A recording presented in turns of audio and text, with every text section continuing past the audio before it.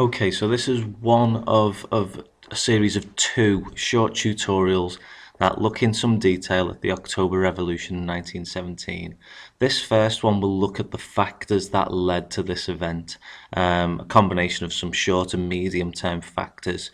And what we will try to explain or cover in this short tutorial is how there was almost a push and pull factor or sequence of factors. On the one hand, you had the weaknesses of the provisional government that were pushing the peasant vote and the popular support away from the provisional government, whilst you have Lenin and his work with the Bolshevik Party sucking that popular support in.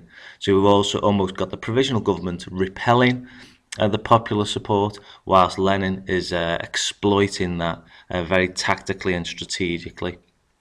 So if we go through the weaknesses of the provisional government, what do we actually mean? Well, the major weakness that was encouraging a lot of discontent amongst Russian workers was the continuation of the war. Not just the immediate impact of pride or loss of family members at the front, but the economic and social strains that it was having on Russian society, and the provisional government's seemingly unwillingness to consider withdrawal from the war effort.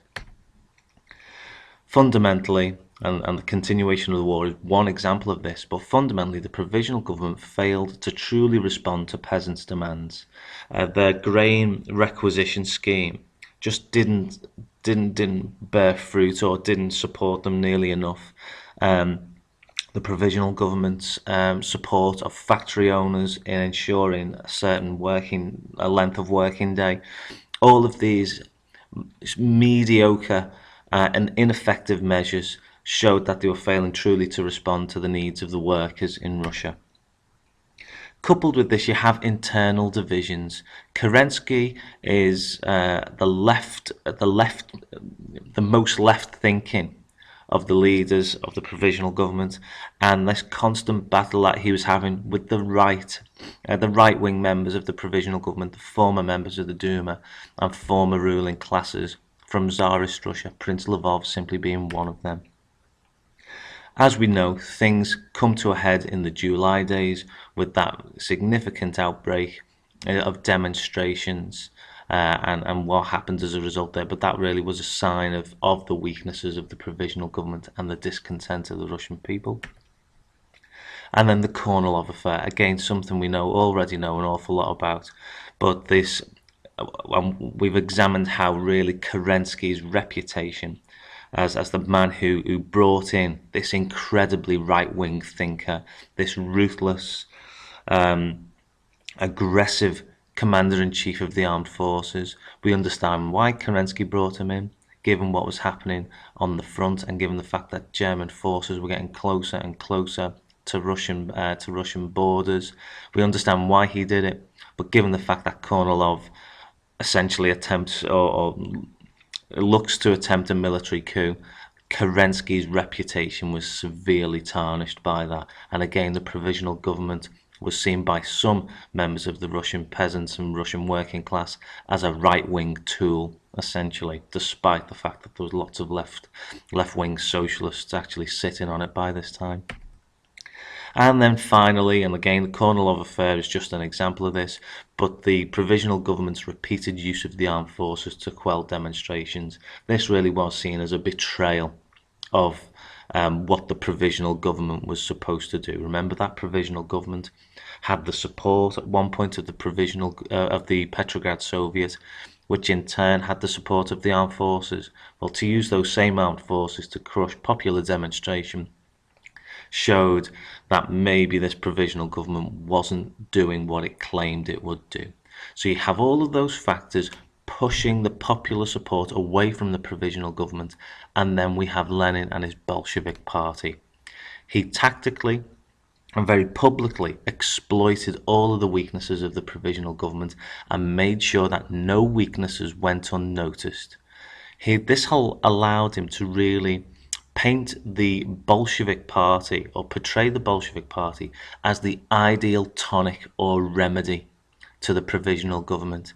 This unique identity, he claimed, and in many ways he was right, that the Bolshevik Party were the only party that truly opposed the appointment of Lev Kornilov as chief of commander-in-chief of the armed forces.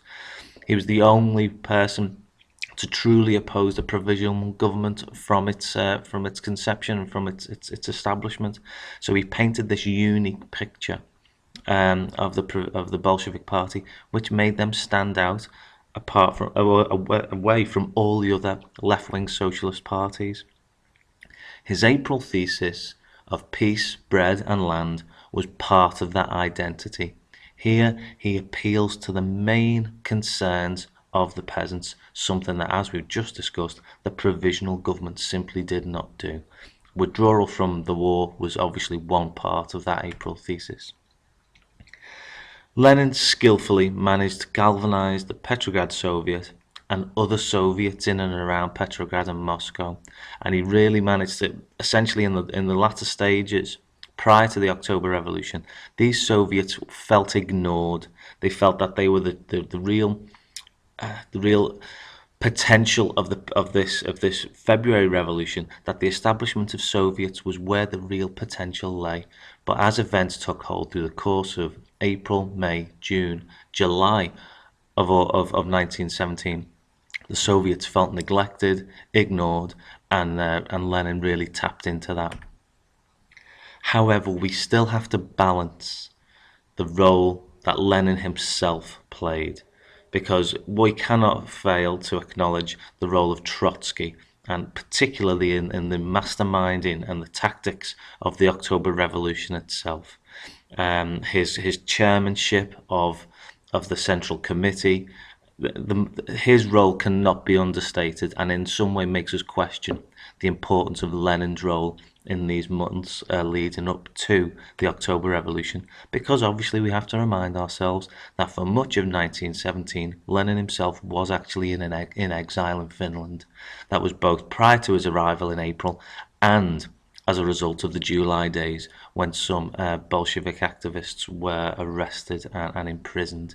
So there you have a sequence of push and pull factors that led to the October Revolution, and in the second tutorial in this sequence we'll go through the actual events of the revolution itself.